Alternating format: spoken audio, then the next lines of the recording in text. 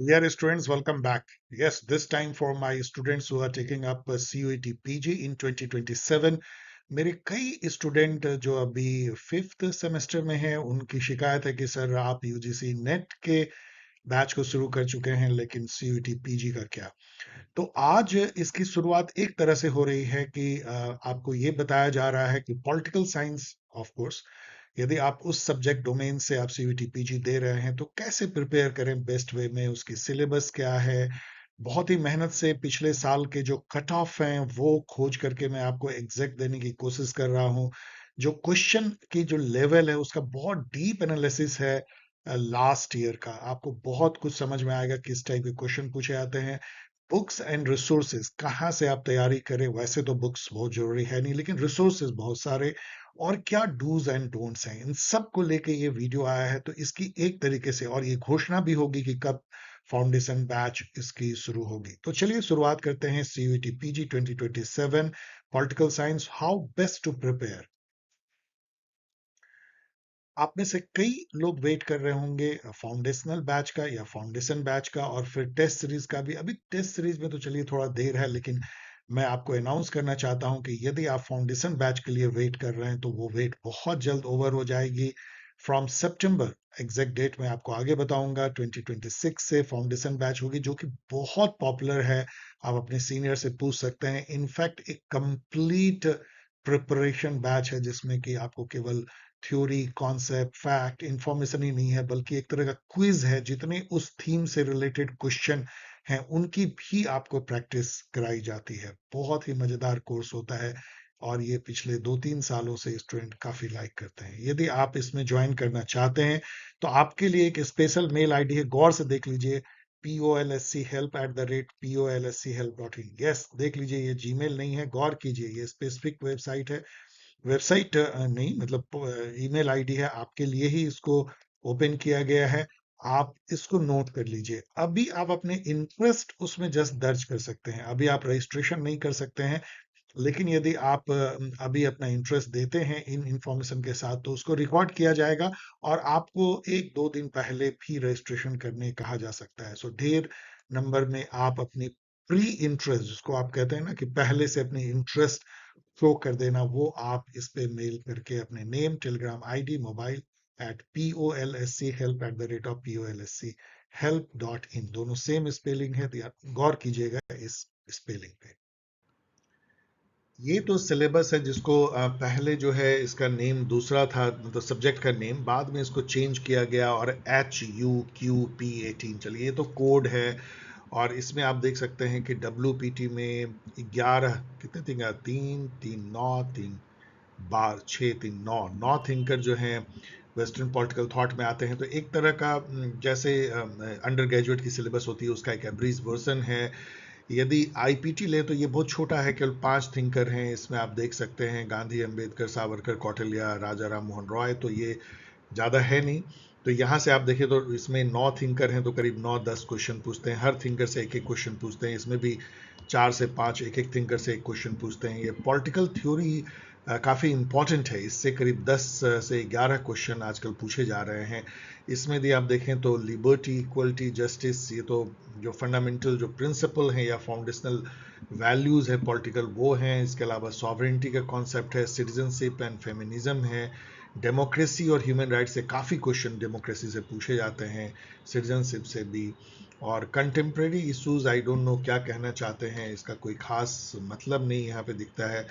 Feminism जो है उससे भी काफ़ी, फेमिनिज्म और जेंडर अलग अलग इन्होंने दिया है लेकिन ठीक है, ये पूछा जाता है, फेमिनिज्म कह लीजिए।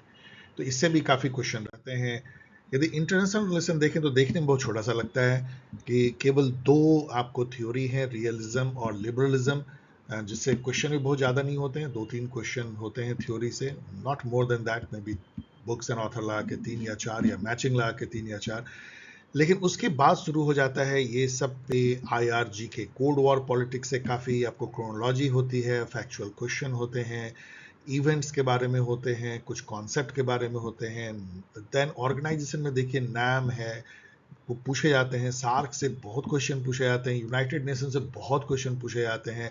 आसियान से भी क्वेश्चन रहते हैं, ईयू से भी अच्छे खासे क्वेश्चन पूछे जाते हैं। देन इंडिया की फॉरेन पॉलिसी जो है उस पे भी बहुत सारे क्वेश्चन होते हैं, जिसमें कि जीके टाइप के क्वेश्चन होते हैं, क्रोनोलॉजी होते हैं, खास करके पाकिस्तान और चाइना के साथ में, और यूएसए के साथ में जो हमारी बहुत लंबी एक जो संधि और रिलेशन बनी है उस पर भी, और अब तो समझिए सब कुछ खटाई में पड़ने जैसी है।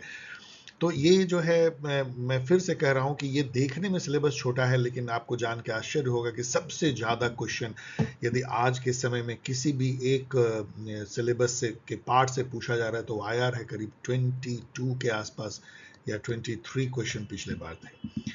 इंडियन गवर्नमेंट एंड पॉलिटिक्स देखें तो ये बहुत बड़ा सिलेबस है, इसमें कॉन्स्टिट्यूशन की ज़्यादा बातें हैं, मैं पढ़ूंगा नहीं सब कुछ जो एक कॉन्स्टिट्यूशन, इंडियन कॉन्स्टिट्यूशन में है, स्टेट एंड सेंट्रल गवर्नमेंट उसकी अथॉरिटीज़ के बारे में है।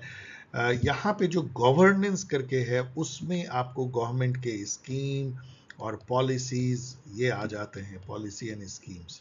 तो यहाँ आपको इंटरनेट का सहारा लेना पड़ता है, बाकी आप जो है constitution.pdf से इसको पढ़ सकते हैं। कंपेरेटिव गवर्नमेंट एंड पॉलिटिक्स की जो है बहुत छोटा सा सिलेबस है, पॉलिटिकल कल्चर है, पार्टी है, इलेक्टोरल सिस्टम है, अप्रोचेज एंड मॉडल तो बहुत बड़ा सा एक थीम है, लेकिन ये इससे क्वेश्चन भी आते हैं, लेकिन यहाँ पे छिपा हुआ दिखता है, और टाइप ऑफ रेजिम से भी क्वेश्चन आते हैं। तो बहुत ही फोकस्ड क्वेश्चन जो है इन्हीं टॉपिक से जो यहाँ पे है उसी से आपको आएंगे, लेकिन बहुत फोकस्ड क्वेश्चन आते हैं, स्टैंडर्ड क्वेश्चन।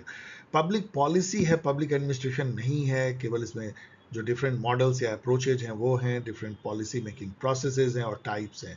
आसान है, 4 से 5 क्वेश्चन पूछे जाते हैं, लेकिन बहुत आश्चर्य की बात है कि पब्लिक एडमिनिस्ट्रेशन नहीं होने के बावजूद भी सिलेबस में पब एड से 2-3 क्वेश्चन रहते हैं और बहुत आसान रहते हैं, इसलिए आपको जनरल एक जो अंडर ग्रेजुएट में पब्लिक एडमिनिस्ट्रेशन होती है उसको पढ़ लेना चाहिए।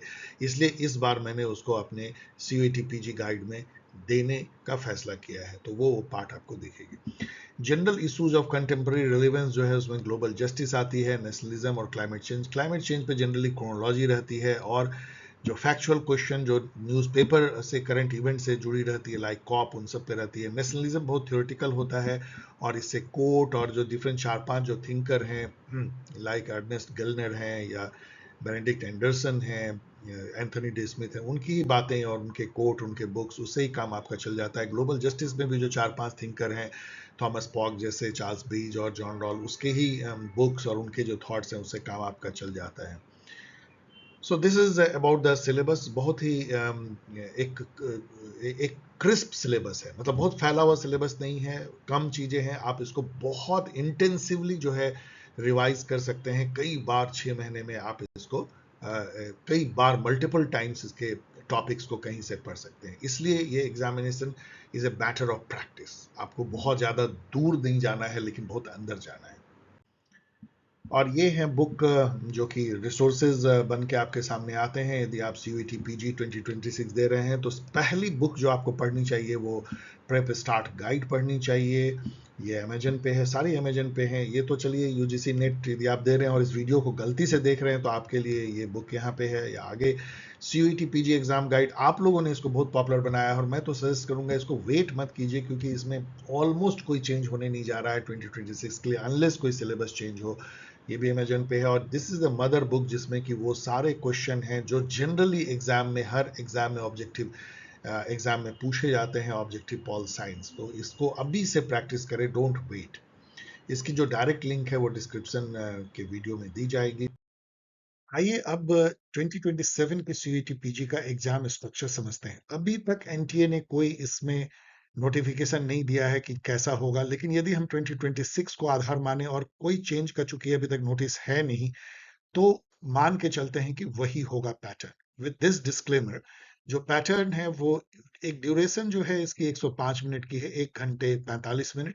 105 मिनट में आपको 75 एमसीक्यू जो कंप्यूटर बेस्ड होती है वो हल करने पड़ते हैं। तो एक क्वेश्चन में आप समझ लीजिए कि आप लगभग जो है करीब 1.5 मिनट लगा सकते हैं on an average. Time of course adequate है, not not bad. Pol science subject domain तो आपने चुना ही होगा। जो मार्किंग स्कीम होती है वो बहुत इंपॉर्टेंट है जानना। जो आप एक यदि करेक्ट आंसर करते हैं तो 4 मार्क्स +4 मिलते हैं, और यदि इनकरेक्ट आंसर में -1 मिलता है। इसका मतलब कि जो निगेटिव का जो वेट है वो 0.25 है, मतलब एक में एक चौथाई। एक यदि आपको पॉजिटिव है तो 0.25 निगेटिव है। उस हिसाब से देखें तो ये मॉडरेट निगेटिव है। कई जगह मैंने देखा है 0.33 भी होती है, मतलब एक तिहाई कट जाती है। उस हिसाब से देखें तो मॉडरेट है। आपको इंटेलिजेंट गेस करना चाहिए।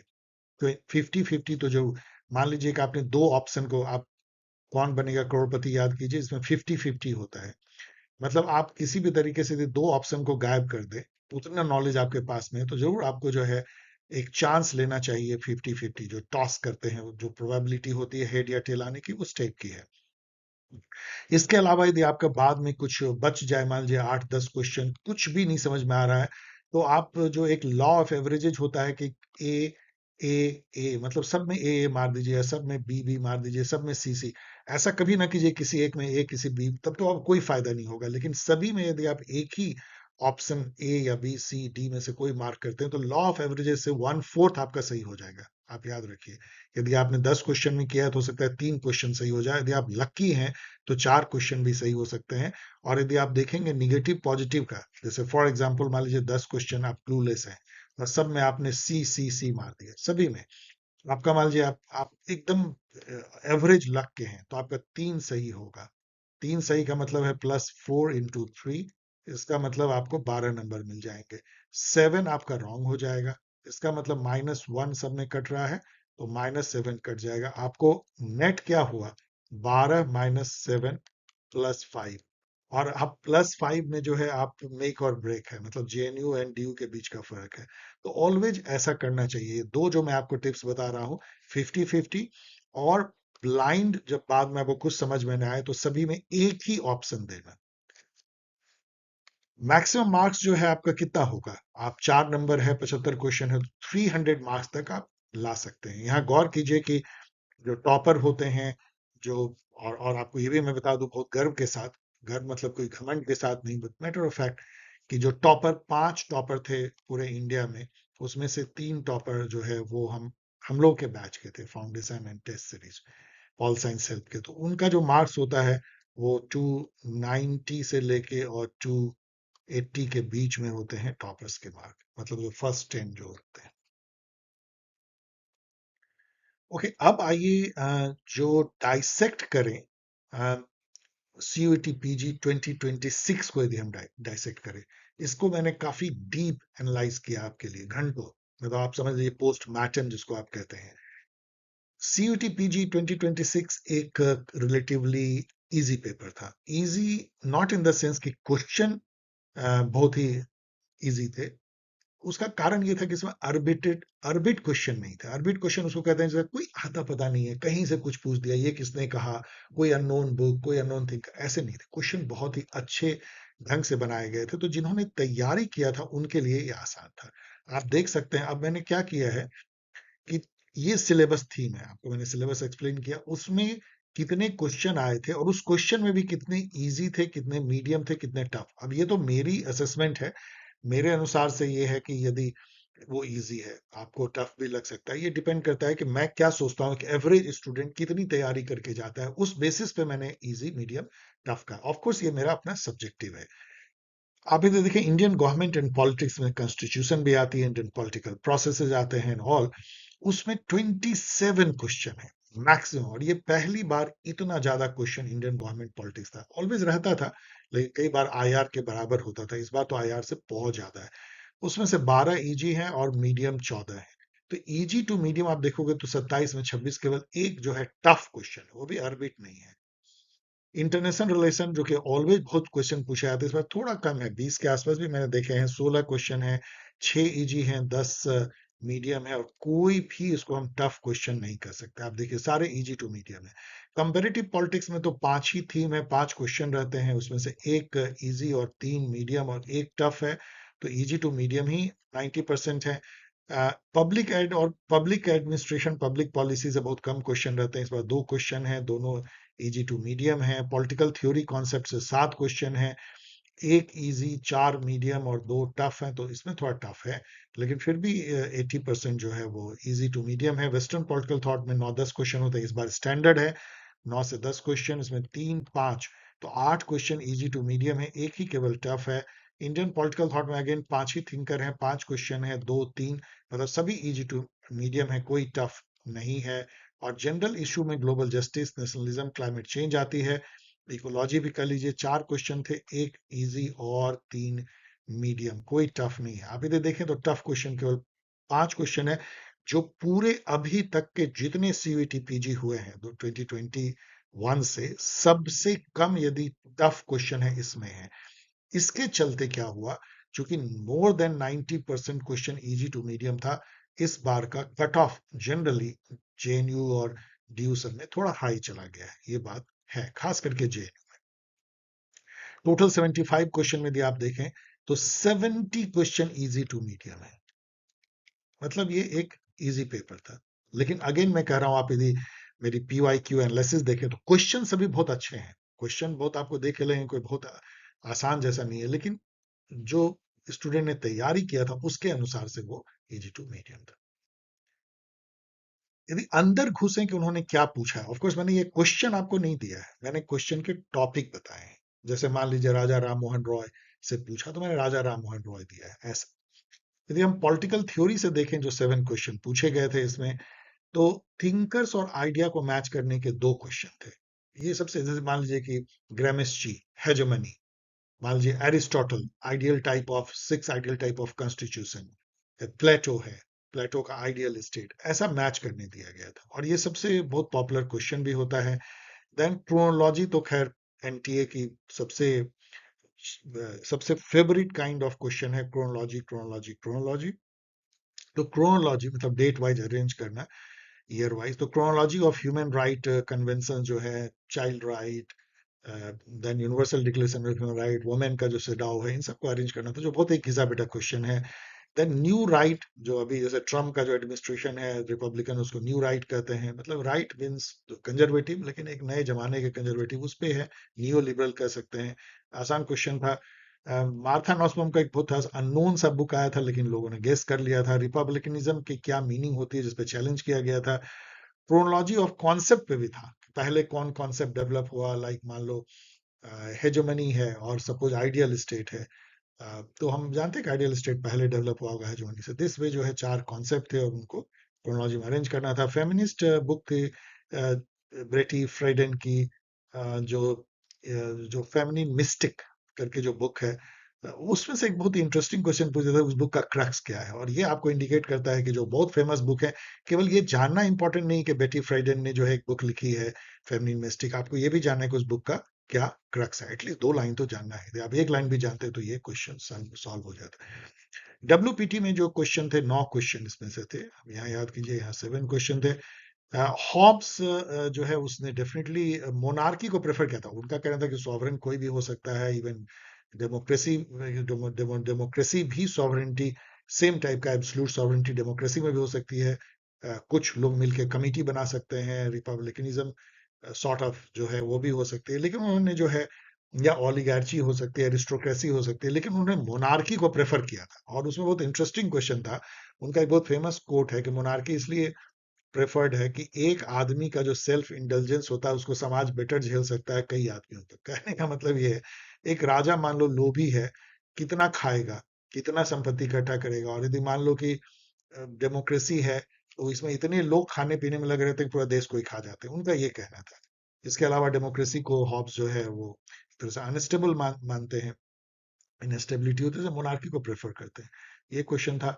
रॉल का नेचुरल टैलेंट पे बहुत ही एक डीपर क्वेश्चन था, लेकिन मैंने अपने स्टूडेंट को बताया था, रॉल, जॉन रॉल के अनुसार जो उनकी थ्योरी ऑफ जस्टिस है, उसमें नेचुरल टैलेंट जो है एक नेचुरल लक है, इसमें आपका कुछ नहीं है। यदि आप बहुत आईक्यू लेके पैदा हुए हो ना, तो जिससे अच्छा शरीर लेके पैदा हुए, अच्छी सूरत, अच्छी हाइट, वैसे ही आपका नेचुरल टैलेंट है, उसके बेसिस पे किसी को आगे बढ़ जाने का अधिकार नहीं है, ऐसा उनका कहना था। एडमंड बुर्ग जो एक कंजर्वेटिव थिंकर थे, उन्होंने फ्रेंच रिवॉल्यूशन में बुक लिखा था, ये पूछा गया था। थॉमस पेन ने उनको कंटेंड करते हुए, उनको काटते हुए राइट्स ऑफ मैन लिखा था, इस पे क्वेश्चन था। माइकल सैंडल जो और माइकल वॉल्जर, ये दोनों कम्युनिटेरियन थिंकर हैं, इनके बुक्स पे था, बहुत फेमस बुक्स पे। लेनिन के बुक पे था, एडवर्ड सेड की ओरिएंटलिज्म बुक पे मैच करना था। मार्क्स का कोट था, उनकी बुक भी थी। हॉब्स की सोवरेनिटी का कॉन्सेप्ट था, हॉब्स से 2 क्वेश्चन हो गए, और जेएस मिल का बुक था। तो आप देख सकते हो कि ज्यादा ये बुक्स, कोट और जो कुछ थॉट जो है लाइक रॉल्स के थॉट, इन सब पे क्वेश्चन था। यदि आईपीटी देखे से 5 क्वेश्चन था। कौटिल्य का सप्तांग पूछा गया था। बुक ऑथर मैचिंग शायद 2 था और अंबेडकर का एक कोट था। सीपी से भी 5 क्वेश्चन था। 5 ही टॉपिक हैं इसमें। वोटिंग सिस्टम से 2 क्वेश्चन था। एक अल्टरनेट वोट सिस्टम का दूसरा नाम क्या है, ये था लाइक इंस्टेंट रन ऑफ या प्रेफरेंशियल वोटिंग लाइक दैट। और यहाँ पे एक और था कि कंट्री और इलेक्ट्रल सिस्टम को मैच करना। 2 क्वेश्चन तो इलेक्ट्रल सिस्टम से हो गया। क्रोनोलॉजी ऑफ जो कॉन्स्टिट्यूशनल इवेंट जो है like Magna carta and bill of rights and all glorious revolution, वो सब पूछा गया था। उसका अरेंज करना जो बहुत फेमस क्वेश्चन है। 3 ideal type of political culture जो है एकदम खिसा पिटा अल्बन बरवा का सिविक कल्चर से पूछा गया था। तो ये भी आसान क्वेश्चन था। फंक्शन ऑफ पॉलिटिकल पार्टी, ये सारे क्वेश्चन बहुत घिसे पिटे हैं और इसलिए सभी ने स्टूडेंट ने इसमें 5 में 5 किया था। देन पब्लिक पॉलिसी में गार्बेज केन मॉडल पूछा था जो बहुत फेमस है, मार्क एंड ऑल्सन का दिया हुआ। एंड नीति आयोग का गठन कब हुआ था, ये पूछा था। जनरल इशू में थिंकर्स बुक, एनवायरमेंट के इकोलॉजी के थिंकर्स थे, उनका बुक जो बहुत फेमस बुक है लाइक जेरेट हार्डिन का the tragedy of the common टेक की।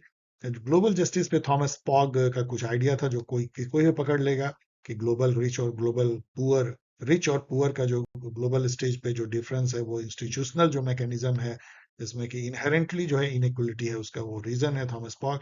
गया हाइपोथेसिस जो जेम्स लवलॉक ने दिया था, वो उसको जस्ट पूछा था किसने दिया है।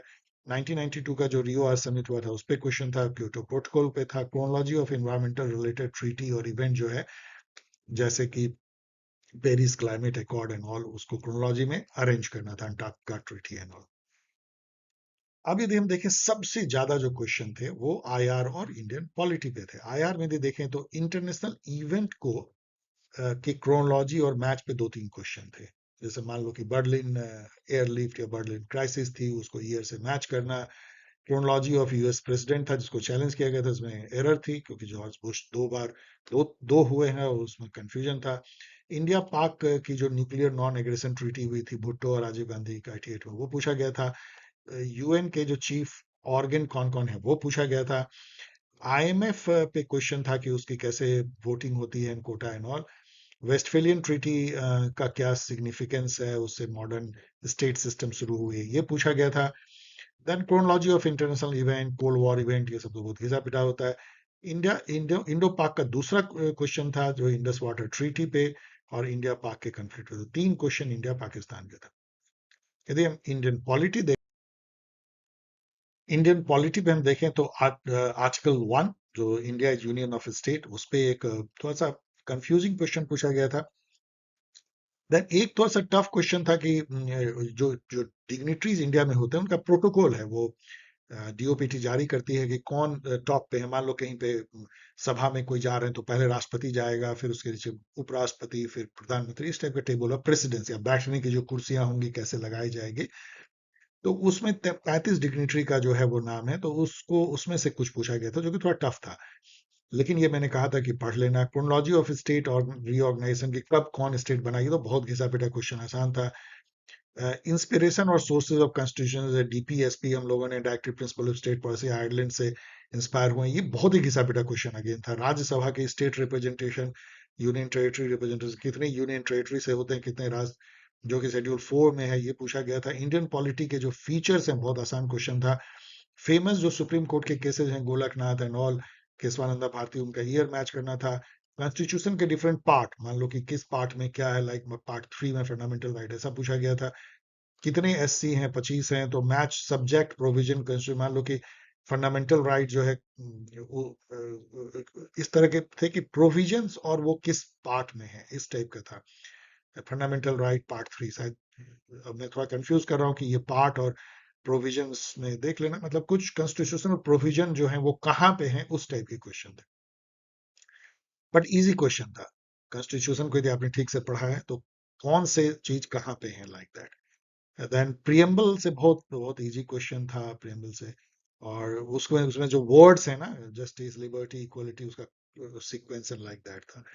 देन कॉन्स्टिट्यूशन कब अडॉप्ट किया गया था, वी ऑल शुड नो कि 26 नवंबर 1949 को अडॉप्ट किया गया था, ये पूछा गया था। सिंगल सिटीजनशिप है इंडिया में, ये भी पूछा गया था। वीवी पैट कब, किस डेट से, किस ईयर से लागू हुआ, 2013। याद रखो कि नोटा भी इसी डेट से स्टार्ट हुई है।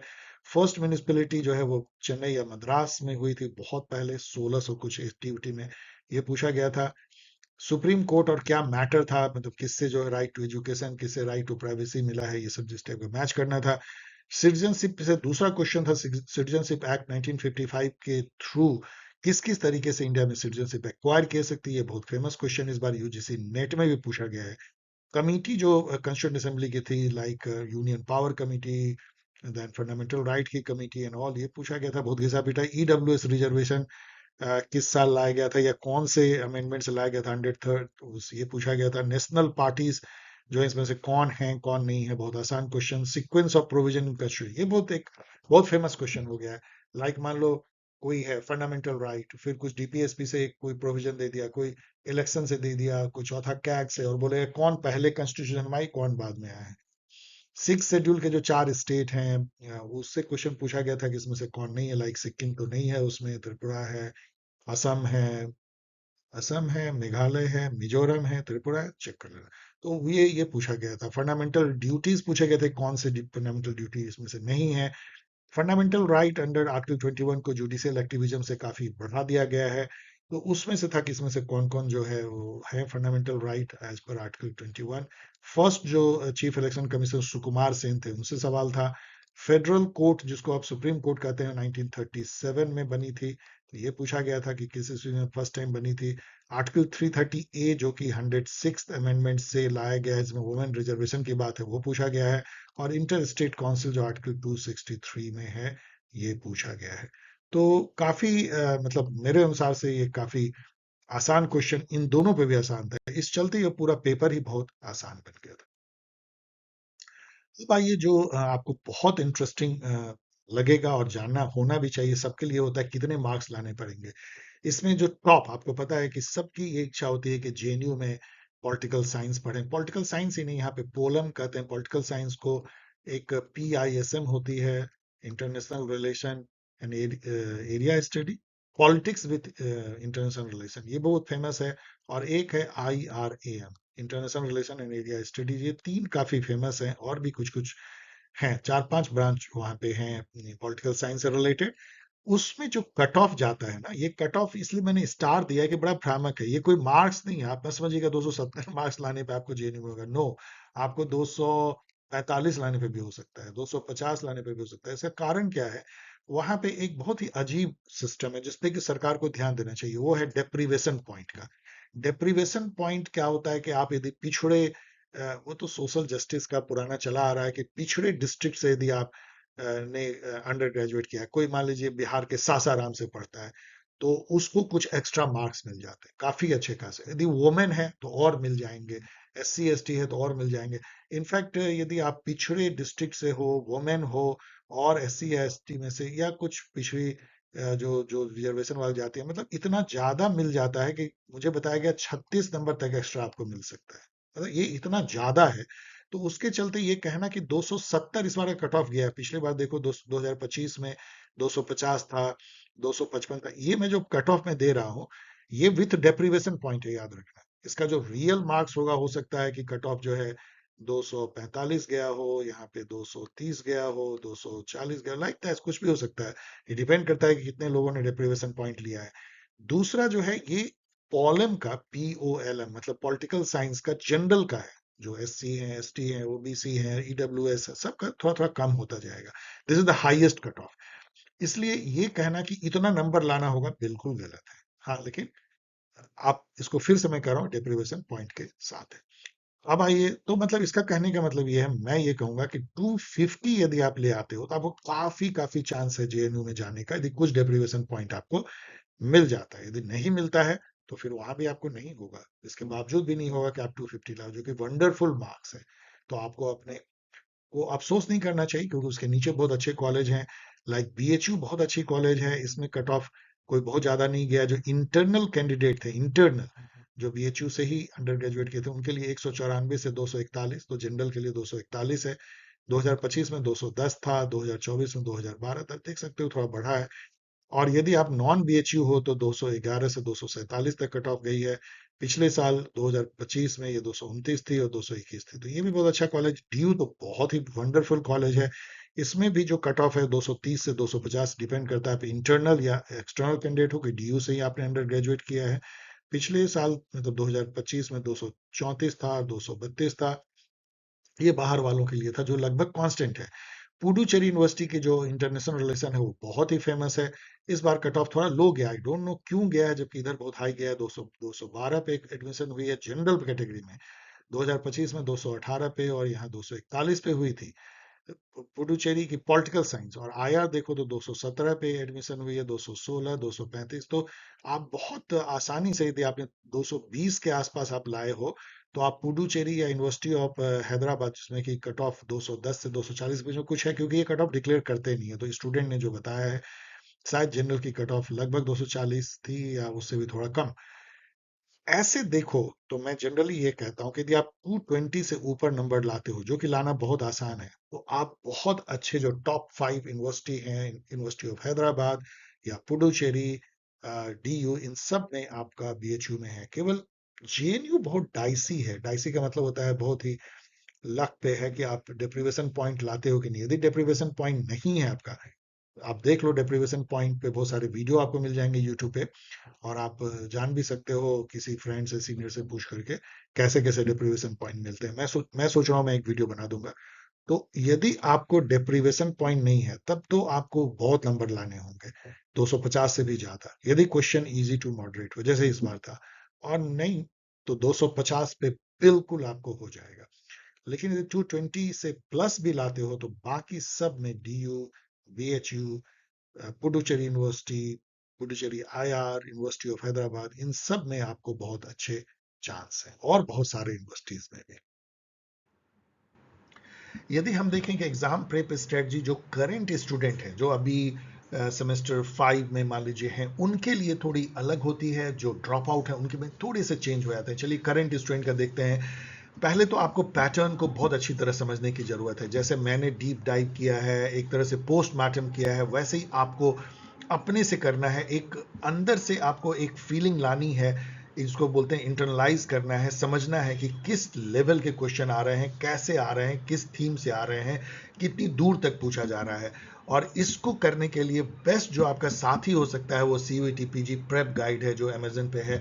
यदि आप उसको गौर से 2-3 बार पढ़ते हैं, तो आपको एक बहुत ही अच्छा, क्योंकि 500 से भी ज़्यादा जो एक्चुअल पे क्वेश्चन है वो उसमें एनालाइज्ड हैं, और इस तरह के डीप डाइव के साथ आप एकदम बिल्कुल एक तरह से इतने हैप्पी होंगे उसको देख के, क्योंकि आपको लगेगा कि हाँ, कोई आपको गाइड रियल कर रहा है, कैसा लेवल है, क्या है। जो देन जो है आपने देखा कि कॉन्सेप्ट जो है बहुत इंपॉर्टेंट है, और कॉन्सेप्चुअल पेपर आ रहे हैं, मतलब कि बहुत ज़्यादा, चाहे वो कॉन्सेप्ट को ऑथर से मैच करना हो, कॉन्सेप्ट के स्टेटमेंट हो, चाहे कॉन्सेप्ट के बारे में वेग वेग जो है वो स्टेटमेंट हो, कोट हो, तो कॉन्सेप्ट को आपको क्लियर करनी है, और उसके लिए 6 महीने में से 3 महीने आपको देनी चाहिए। कैसे कीजिएगा? जो फर्स्ट एंड फॉरमोस्ट मैं बोलूँगा, बुक पढ़ने के बाद पहले तो बुक पढ़ लीजिए, या मैं तो कहूँगा कि बुक से भी पहले जो है आप Paul science help video lectures जो हैं यूट्यूब पे जो फ्री हैं, उसको 6 to 7 time, yes dear student, मैं बार बार कहता हूँ, कई स्टूडेंट तो मुझे बोला है सर मैंने 10 से 11 बार देखा है, और उन्होंने मतलब टॉप किया है। आप टॉपर के इंटरव्यू सुन सकते हैं। तो उसको जितनी बार, मतलब कि एक बार से कुछ नहीं होगा, आप उसको बहुत बार जो है थीम वाइज उसको सुने, समझें, मनन करें, कंटेम्पलेट करें, अपने में सोचें। फिर उसके बाद सेलेक्टिवली जो है सेलेक्टेड बुक्स, जो मैं आपको बुक लिस्ट दे रहा हूँ, उससे 3-4 बार रीडिंग लगाएं। वहां भी एक बार से कुछ नहीं होगा, 3-4 बार। यदि आपको नॉलेज में कुछ गैप लग रही है, सर ने जो कुछ कहा है उसको समझने में दिक्कत हो रही है, तो फिर बुक या रिसोर्सेज को रेफर करें, जिसकी लिस्ट में आगे दे रहा हूँ। देन जो है एग्जाम गाइड को, जो सेमेस्टर एग्जाम गाइड है, मैं यहाँ बात कर रहा हूँ जो मैंने सेमेस्टर एग्जाम के लिए लिखी है, ओल्ड बुक्स जो 3-4 साल पहले की है, वो ग्रुप में जब आप ज्वाइन करते हैं तो आपको फ्री मिलती है। उसके जो की पॉइंट्स है उसको 10-11 बार देखिए, वो आपको बहुत हेल्प करेगा। वो लिखी ही गई थी इस तरीके से कि उसके की पॉइंट लिखे गए थे ऑब्जेक्टिव टाइप के लिए, तो उसको आप कई बार देख लें। एंड देन जो है कॉन्सेप्ट मैप बनाएं। आजकल तो इवन चैट जीपीटी आपका कॉन्सेप्ट मैप बना देता है, उससे भी आप कह सकते हैं, लेकिन बेस्ट है कि अपने दिमाग से खुद बनाएं। आपको कोई चैट जीपीटी बना देगा तो उससे उतना फायदा नहीं होगा। कॉन्सेप्ट मैप का मतलब क्या होता है? जैसे मान लीजिए कि एक टॉपिक है राइट। अब राइट जो है, यदि आप ऐसे सोचें, बहुत ज़्यादा यदि आप पढ़ेंगे ना, तो आपको ऐसे दिखेगा कि राइट्स के मायने जो हैं वो सब के लिए अलग अलग हैं। लिबरलिज्म में राइट के क्या मायने हैं, मार्क्सिज्म में राइट के क्या मायने हैं। यदि हम देखें सोशलिज्म या सोशल डेमोक्रेसी, उसमें राइट्स के क्या मायने हैं। देन यदि हम देखें कि कंजर्वेटिव थिंकर जो है उनके लिए राइट्स के क्या मायने हैं, फासिस्ट थिंकर के लिए जो है राइट्स के क्या मायने हैं, लिबरलिज्म में कई धाराएं हैं उनके लिए राइट्स के क्या मायने हैं, लिबरल कम्युनिटेरियनिज्म में राइट्स कैसे देखा जाता है, जो लिबर्टेरियन है वो राइट्स को कैसे देखते हैं, पॉजिटिव लिबरलिज्म राइट्स को कैसे देखता है, क्लासिकल लिबरलिज्म कैसे देखते हैं, मार्क्सिज्म के भी कई धाराएं उसमें कैसे देखते हैं। फिर इन जब आपको ये समझ में आएगा तो फिर इसमें कौन से थिंकर है जिन्होंने राइट्स को क्या कहा है। लिबरल थिंकर 4-5 आप देखेंगे, लॉक ने कैसे कहा है, लास्की ने कैसे कहा है, टी.एच. ग्रीन ने कैसे कहा है, जो अलग अलग धाराओं के हैं, नॉजिक ने कैसे कहा है। फिर तब आपको ध्यान जाएगा कि उन्होंने कौन से बुक लिखे हैं जो उस राइट से संबंधित हैं या उनके थॉट से हैं, और आप इस तरह से कॉन्सेप्ट मैप बनाते चले जाएंगे। इसको हम कॉन्सेप्ट मैप कहते हैं। ये आपके दिमाग में वैसे भी रहता है, लेकिन मैं तो बोलूँगा लिखिए, बोर्ड पे टांगिए और उसको पढ़िए। हर थीम, हर टॉपिक के ऐसे ही आप कॉन्सेप्ट मैप बना सकते हैं। देन बिल्ड फैक्चुअल नॉलेज, ये तो हुआ कॉन्सेप्ट। फैक्चुअल नॉलेज के लिए जो CUET PG गाइड के जो फैक्ट सीट हैं उसको 10-11 बार, एक मेरे थिंकर ने CUET PG टॉपर में कहा कि सर मैंने 30-40 बार रिवाइज किया, तो मुझे हंसी भी आई, लेकिन आप देख सकते हैं कि रिवीजन का क्या असर होता है, आप टॉप कर सकते हैं। सो फैक्ट सीट जो उसमें है उसको 10-11 बार कम से कम देख जाइए। देन अपना नोट बनाइए, उसमें कई गैप हैं, कोई भी गाइड परफेक्ट नहीं होता डियर स्टूडेंट। ऐसा नहीं है कि मैंने सारे कुछ डाल दिए हैं और जो भी एग्जाम में आएगा मेरे गाइड से ही आएगा। करीब 70-80% गाइड से आएगा ही आएगा, लेकिन 10-20% आपको गैप को फिल करना होता है। वही वाइड रेंजिंग स्टडी होती है। आप नेट पे जाके आर्टिफिशियल इंटेलिजेंस से आप फैक्ट को इकट्ठा करते हैं और उसको अपने नोट में पिरोते हैं और उसको बार बार पढ़ते हैं सिलेबस के अनुसार। That is the trick. Then practice practice practice, वो है की। उसके लिए सबसे पहले जो है 1500 MCQ के बुक को कई बार जो है प्रैक्टिस कर जाइए। आप कई बार प्रैक्टिस कर सकते हैं, उससे आपको एक बहुत बेसिक मतलब एक ट्रिक जो स्किल डेवलप हो जाएगी MCQ क्रैक करने का। Then watch and solve as many PYQ, मैंने तो सैकड़ों किए हैं अपने चैनल पे, उसको देखिए। उसकी जो जो जो यदि आप ग्रुप ज्वाइन करते हैं तो आपको तो उसकी PDF मिल जाती है, आप बहुत तेजी से देख सकते हैं, और उसको देखिए और उसको सॉल्व कीजिए एग्जामिनेशन जैसे। ऐसे नहीं कि आंसर देख लिए और फिर आंसर देखिए और फिर जो उसमें गैप रह जाती है उसको नेट से पढ़िए या गाइड से और नोट में लिखिए। ये आप लगातार अभी से लेके एग्जाम के दिन तक कर सकते हैं, एग्जाम के नाइट तक PYQ देख सकते हैं। एंड डेफिनेटली मैं स्ट्रांगली रिकमेंड करूंगा कि आप CUET PG का फाउंडेशन बैच ज्वाइन करें और उसके बाद जो टेस्ट सीरीज बैच होता है ज्वाइन करें। इसके लिए नहीं कि कोई चमत्कार हो जाएगा। डियर स्टूडेंट याद रखें, कोई भी जो गाइड है या कोच है वो आपको उंगली पकड़ के मंजिल तक नहीं पहुंचाता। यदि आप ये सोचते हैं कि सर का फाउंडेशन बैच या टेस्ट सीरीज बैच ज्वाइन करने से मैं क्रैक कर लूंगा, तो ये गलतफहमी है। और उससे भी ज़्यादा गलतफहमी ये है कि किसी भी कोचिंग को ज्वाइन करने से कर लूंगा। कोचिंग आपको केवल जो है, गाइड केवल आपको इशारा करता है, आपको एक लाइट दिखाता है। चलना आपको खुद है, मेहनत आपको खुद करनी है, जादू आपके अंदर में है। यस, इसमें होता क्या है, आपकी जर्नी बहुत ब्यूटीफुल हो जाती है। आपको एक ग्रुप मिलता है, वो ग्रुप जो है, मैं तो अभी भी बता रहा हूँ, जो स्टूडेंट एडमिशन ले चुके हैं 2 साल पहले, वो भी उस ग्रुप से इतना फ़ायदा लेते हैं। तो आपको एक लाइफ लॉन्ग जो है एक ग्रुप मिलती है, आपको फ्रेंडशिप बनती है, आपको एक कैमराडरी होती है, और ग्रुप में जो ताकत होती है, जो हाना अरेंट बोलती है को क्रिएशन, वो आपको मिलता है। आप फोकस्ड होते हो। जब आप बैच ज्वाइन करते हो तो आप अपना रूटीन बनाते हो, क्योंकि सर का क्लास है तो सर से पूछनी है, तो आप जो है खुद ही अपनी मेहनत करते हो। आपको अच्छा मार्क्स लाना है, ग्रुप में शो करना है कि हम टॉपर हैं, तो आप मेहनत करते हो। ये सब फायदा जो है आपको इससे होता है, और डेफिनेटली नॉलेज तो मिलती ही मिलती है। और उसके अलावा आप जो है सबसे बड़ी जो फिलॉसफी, उसको याद रखो। मैं आपको केवल भाषण नहीं दे रहा हूँ, मैं इसको फॉलो करता हूँ। आप प्रोसेस को एंजॉय करो, मंजिल को नहीं। लाइफ एकदम एक जर्नी है, जर्नी है, जर्नी है डियर स्टूडेंट। जस्ट आप चलते जाते हो, चलते जाते हो। रास्ते ब्यूटीफुल बनाओ, मंजिल कभी आपको कुछ नहीं देते हैं, रास्ता है। ये जो 6 महीना है, ये आपके लाइफ का ब्यूटीफुल 6 महीने हो सकते हैं यदि आप इसको ब्यूटीफुल बनाने की कोशिश करो, और इसके लिए आप ज्वाइन करो, ना कि और किसी चीज के लिए। ओके। यदि आप ड्रॉप आउट स्टूडेंट हो तो आपके लिए थोड़ी सी अलग है, बाकी तो बहुत कुछ सेम है, क्योंकि आप 1 साल आप दे चुके हो। आप मतलब आपको फेलियर का एहसास हुआ है, और ये एहसास को सबसे पहले झटकना जरूरी है आपके माइंड से। कोई फेलियर नहीं होता है, आप केवल एक्सपीरियंस लेते हो, तजुर्बा लेते हो। आप फेलियर नहीं हो, आप तजुर्बेकार हो। देन आप क्या करो कि सबसे पहले आप बैठो और ये देखो कि आपने कितने क्वेश्चन गलत किए। जरूर आपने जो है 25 क्वेश्चन गलत किए होंगे, 30 किए होंगे, 35 किए होंगे आउट ऑफ 75, इसलिए तो नहीं हुआ है। उन क्वेश्चन को 3 बकेट में डालो, 3 बोरे में डालो। पहला, जो कॉन्सेप्चुअल क्वेश्चन थे आप नहीं कर पाए, you lack concept, conceptual clarity.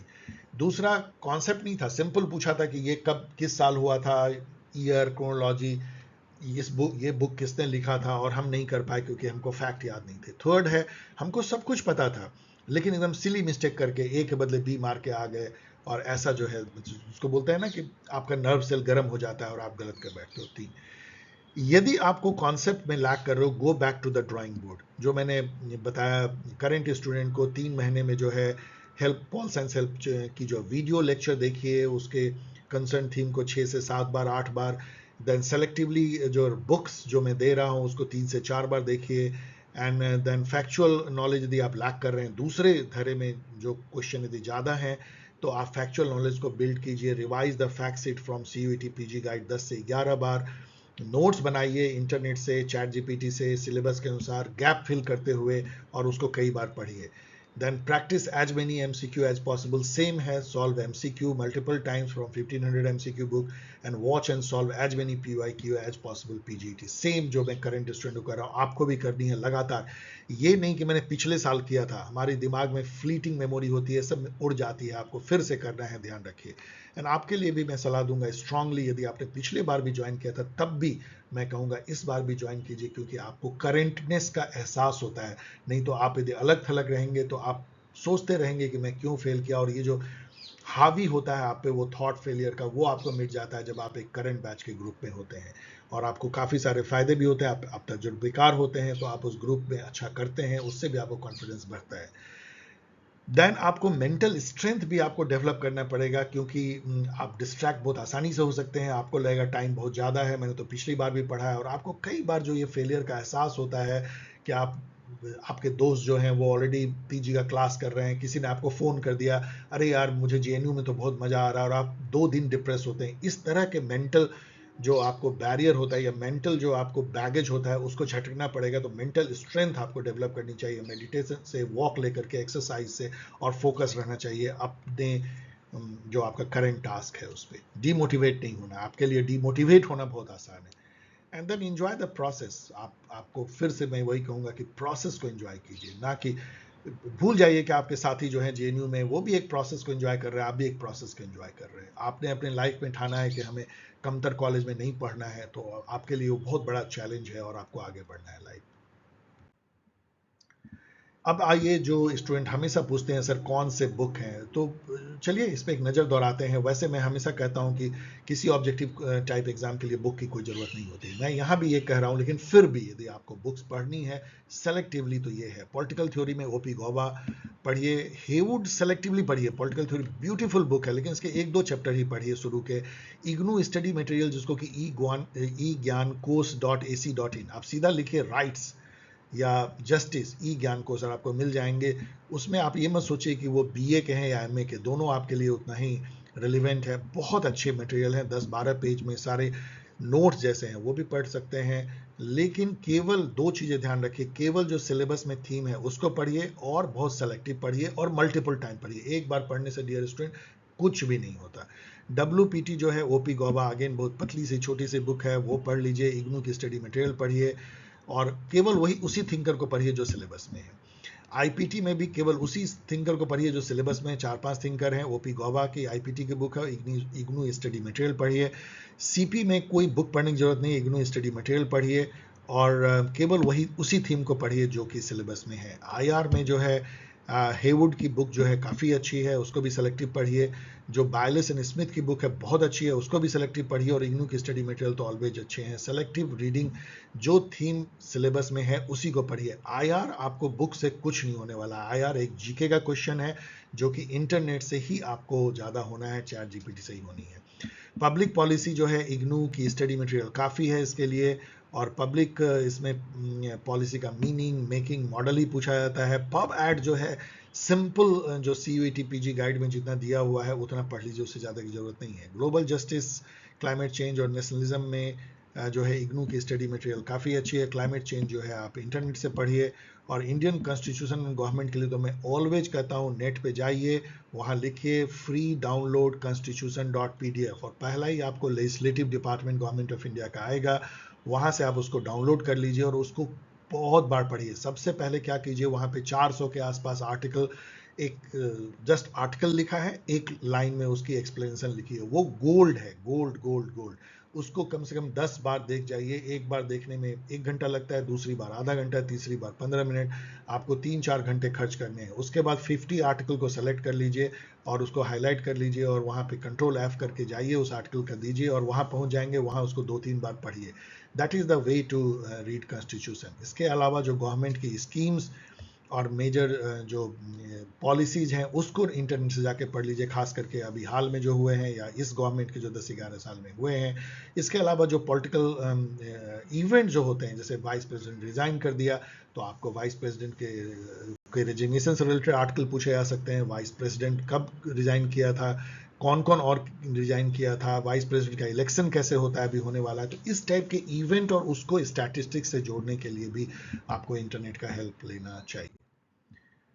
And finally dear student, यदि हम ये देखें कि क्या करना चाहिए और क्या नहीं करना चाहिए, तो मैं तो पूरे इस वीडियो में कह रहा हूं, लेकिन फिर भी यदि लिख करके यदि मैं आपको कहूं, तो डूज में है स्टिक टू फंडामेंटल, मतलब आप स्टैंडर्ड जो है वो तैयारी करें।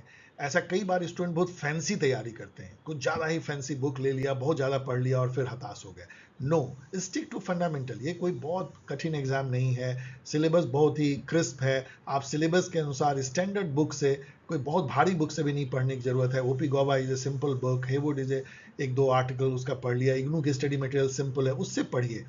एंड सबसे ज़्यादा यदि रिसोर्सेज मैं कहूँगा यदि आपको यूज़ करना चाहिए तो CUET PG guide, CUET prep guide and 1500 करना चाहिए, जो कि उसको बनाया गया है उस तरीके से कि आपको कम से कम टाइम में हो पाए बिना बुक के। And stick to fundamental, do just the normal standard prep study कीजिए। इसके अगेंस्ट में डोंट क्या है कि wander away from syllabus to fancy arbit thing, खोजते रहिए, इधर भटक जाइए उधर भटक जाइए, बहुत ज़्यादा सिलेबस के बाहर पढ़ लीजिए, बहुत सारा फैंसी बुक से पढ़ लीजिए। No, then read multiple time from small number of selected resources। ये एकदम चमत्कार है। बहुत थोड़े से रिसोर्स होने चाहिए, एकदम 2-4 रिसोर्स, और उसको कई बार पढ़ना, 10-11 बार। और क्या इसका उल्टा है कि बहुत सारे रिसोर्सेज ले लीजिए, बहुत सारे बुक, और सबको 1 या 2 बार पढ़िए, कुछ नहीं होगा। मेक नोट्स फ्लैश कार्ड, अपना नोट बनाना बेहद इंपॉर्टेंट है, क्योंकि आप दूसरे के नोट से, इवन मेरा भी जो नोट है CUT PG गाइड कुछ नहीं है, नोट है, उससे अच्छा है कि अपना नोट बनाएं। आप उसमें ही लिख डालें, ऑनलाइन ही लिख डालें, यदि आपके पास हो तो आप नोट मतलब हार्ड कॉपी में बनाएं चाहे ऑनलाइन बनाएं, लेकिन अपना नोट कुछ बनाइए। लेकिन सब कुछ ब्रेन में रखने से नहीं होगा। Revise many many many times, ये तो मैं कहता हूँ रिवीजन रिवीजन रिवीजन। आप देखिए राम का नाम भी जो है राम राम राम राम राम, आप लगान का गाना सुनिए, बार बार हो, बार बार गुनगुनाना है कि हम जीतेंगे हम जीतेंगे हम होंगे कामयाब। ये क्या होता है, ये जो रिवीजन है ना, ये जो बार बार जो है, जब रसरी जाती आवत जात सिल पर परत निशान, मतलब कि जब रस्सी जैसी कोमल चीज भी जब पत्थर पे 1000 बार 1,00,000 बार घिसती है ना, कुएं में देखिए तो निशान पड़ जाता है, उसको होती है। तो दिमाग में निशान तब पड़ता है जब आप कई बार प्रैक्टिस करते हैं। Dear student, practice practice practice, ये है चमत्कार। और रिवाइज ओनली वंस और ट्वाइस, कुछ नहीं होने वाला है। Solve as many PYQ as possible, PYQA gold है आपके लिए, लपक लीजिए, जहां दिखता है वहां PYQA देखिए।